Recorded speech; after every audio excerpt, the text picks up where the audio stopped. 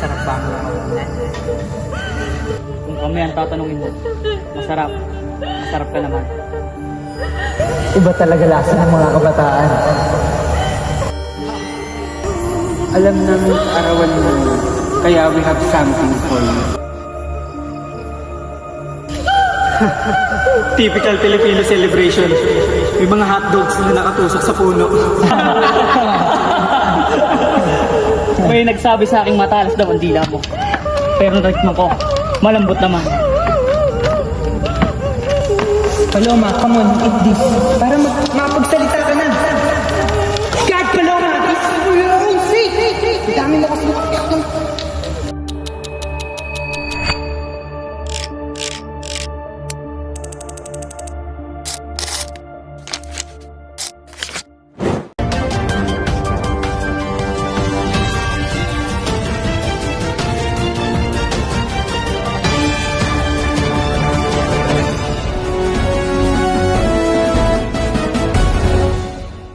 Magandang umaga, bayan! Sa kabila ng paulit-ulit na pangako ng malinis na pamahalaan, muli na namang umalingasaw ang issue ng korupsyon. Milyong-milyong piso mula sa buwis ng taong bayan ang di umano'y nalustay sa mga ghost projects at questionableng kontrata. Habang patuloy na nagtatrabaho ang mga Pilipino para magbayad ng buwis, tila may iilan lamang na nagsasaya sa kaban ng bayan. Victorina Mariano, nagbabalita. Kawawang mga Pinoy. Ang liit na ngalan ng kinikita, pero ang laki pa ng kalta sa buwis. Kaya naniniwala ako, tangi lang solusyon para mabago ang sistema ay madugong digmaan. Sa ibang bansa nga, pinapapatay ang mga korap. Chill, Miss Mariano. Baka ikaw pa una mamatay sa init ng ulo mo. Sinong chill sa bansang ganyan? Dapat sa mga korap na yan, pinagpapapatay.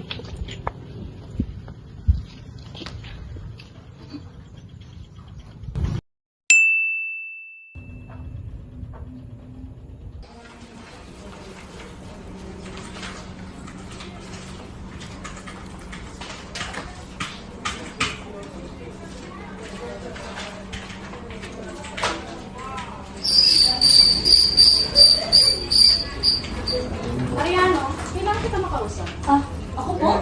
Hindi ba obvious? May problema po ba sa performance ko? Kailangan mo mag-scoop na matindi, Ariano. Though you must have some issues. Do some 30 takes. I want the younger you. The one who did the powerful pieces. Naiintindihan mo ba? I am expecting the result this week. No news, no promotion. Got it? Di ko maghanap ng report mo. Hanap ko, edit ko, report ko, nek-nek mo. Cesar, samahan mo ako mamaya. Kailangan ko tong gawin para sa promotion. Ma'am, kahit 50-50 tayo sahod mo. Ayoko po. Baka mabaril tayo. Please. Paano pamilya ko? Ngayon lang, promise hindi kita ipapahamak. Aalamin lang natin kung totoo ba ang lahat. Sige, ma'am. Pero hindi ako siguradong ligtas tayo. Thank you. Kahit anong mayari, ito na yung chance ko.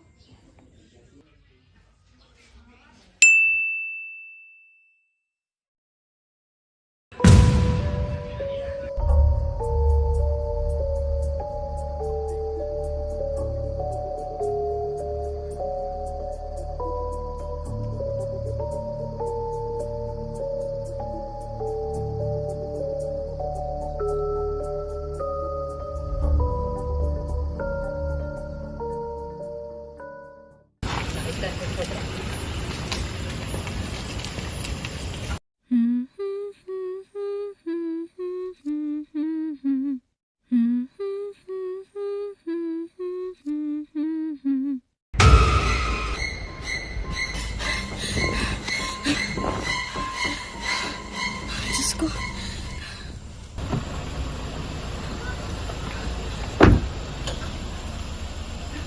Oh, ma'am. Ano nangyari? Wala.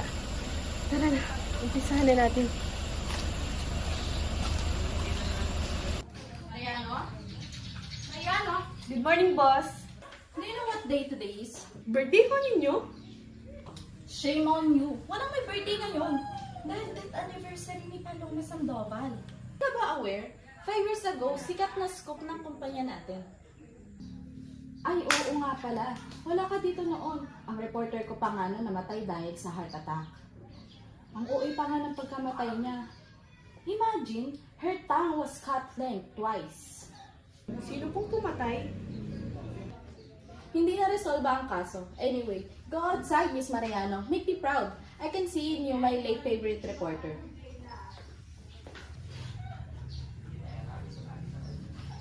Sinto talaga.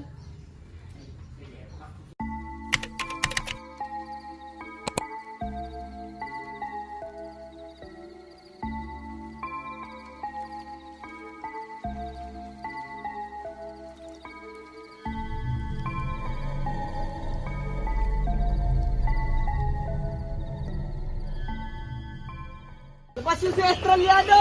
Estrellado!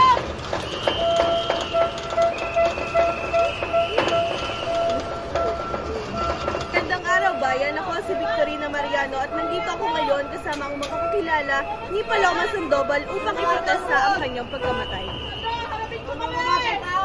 Miss, maaari ko po ba kayong makausap? Kaano-ano niyo po si Paloma Sandoval?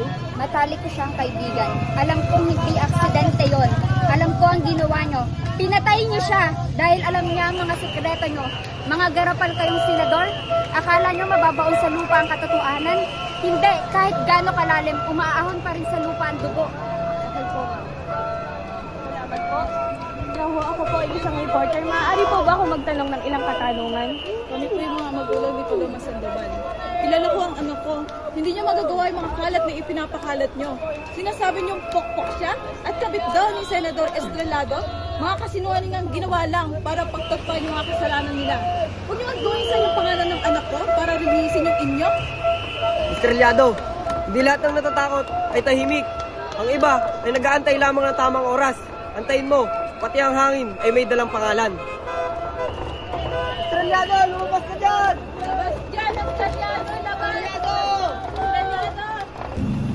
Sa kabila ng mga nababalitang nakawan ng buwis, di umanay sangkot din si Senator Estrellado sa krimen ng pagkamatay ni Paloma Sandoval. Ngunit gaya ng dati, nananatiling tipap ang bibig ng mga dapat magsalita. Sa bansang tila manhid na sa katiwalian, may halaga pa ba ang katotohanan? Dito sa harap ng Estrellado Mansion kung saan sinasabing nagtatago ang mga sikreto ng pamilya, ang katahimikan ay tila mas malakas pa kaysa sa sigaw ng hustisya. At sa lugar na to, kahit ang hangin parang marunong na ring magsinungaling. Kawan ng bugis, di umanay sangkot di... Hindi. Imposible.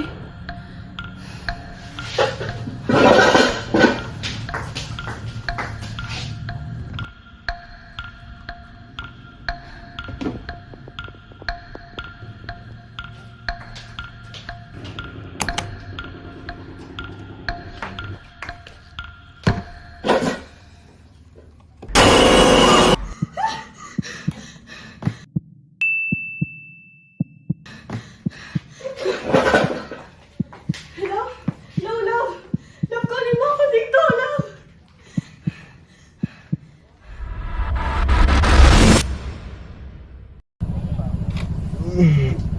Cesar, standby ka lang muna dyan. Sige ma'am, wait lang, idip lang ako.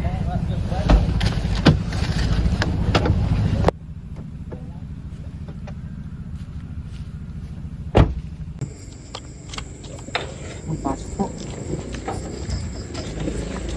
Pasok po na.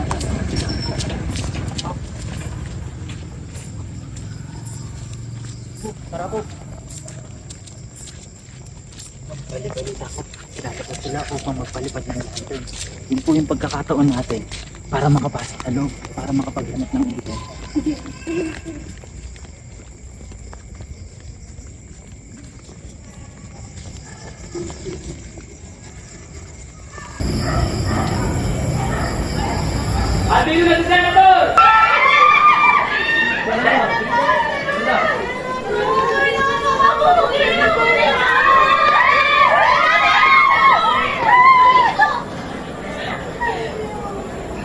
Galing pagdating sa aking mansyon, ikinagagalak ko ang inyong pagdalo. Alina't saksiyan natin ang pagsindi ng mga pailaw.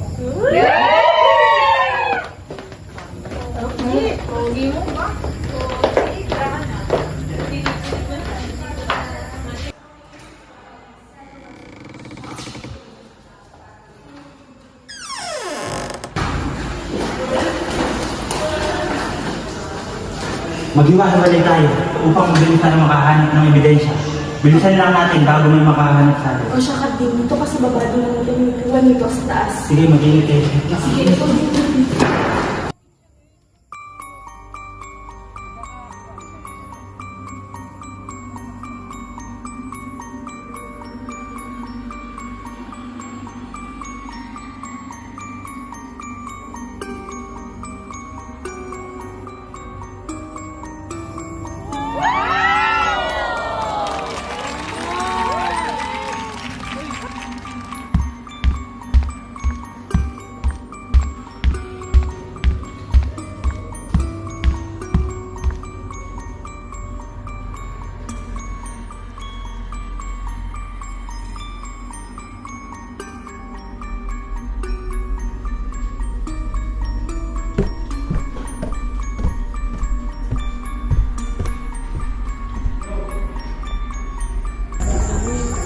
Tara, pasok na tayo.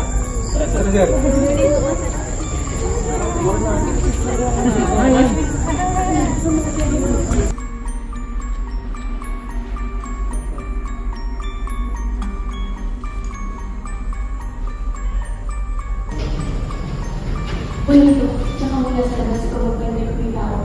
Ako bahala maghanap dito.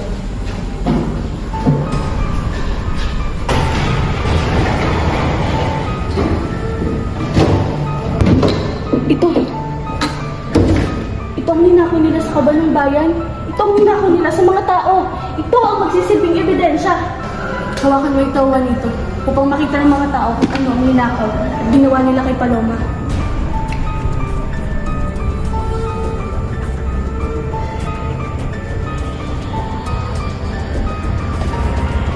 Ito? Ito ang ginawa nila kay Paloma. Ito ang may pinakamahalagang ebidensya.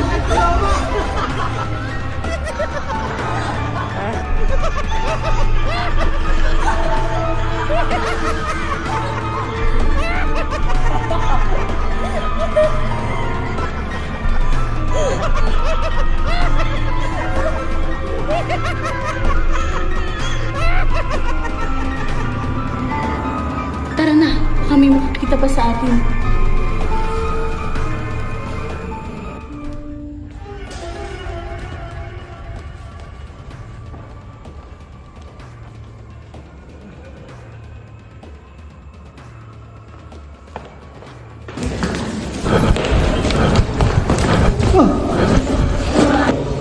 Iharap niyo sa akin yan.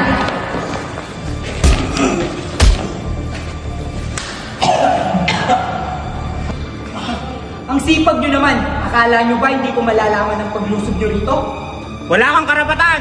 Ninakawan mo ang aming bayan! Pinatay mo si Paloma! Si Paloma, alam mo, sayang siya. Marami pa namang gustong tumulong sa kanya. Pero mas pinili niyang maging bayani. Kaya tingnan mo kung saan siya napunta ngayon.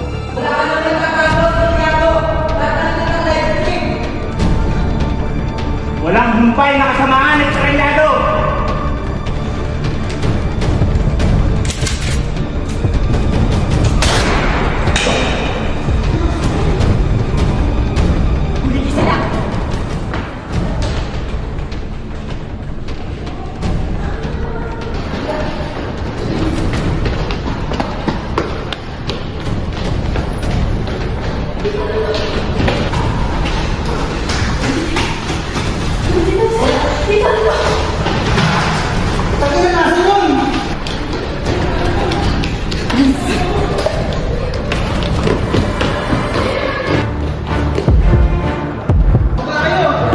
Sige, pababay niyo yan!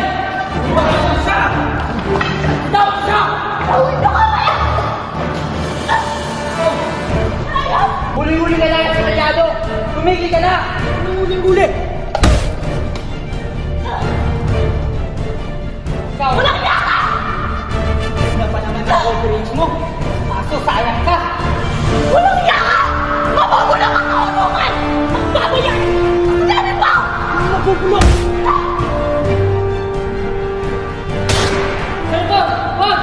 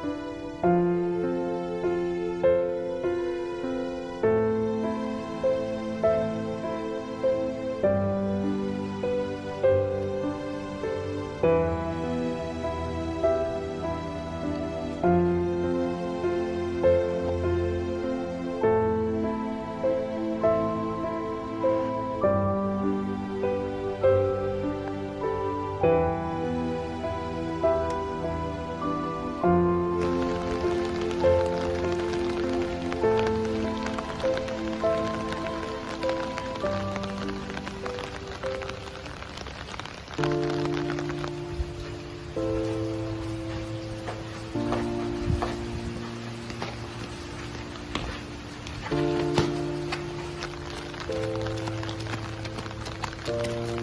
ang mansyon kung saan natagpuan ang mga bangkay ng dalawang magsasaka at kung saan nakaligtas si Victorina Mariano, ang mamamahayag na naglabas ng video laban kay Senator Estrellado kagabi. Sa likod ko, makikita niyo pa rin ang mga bakas ng karahasan, ngunit mas matindi dito ang bakas ng katotohanan gustong ilibing.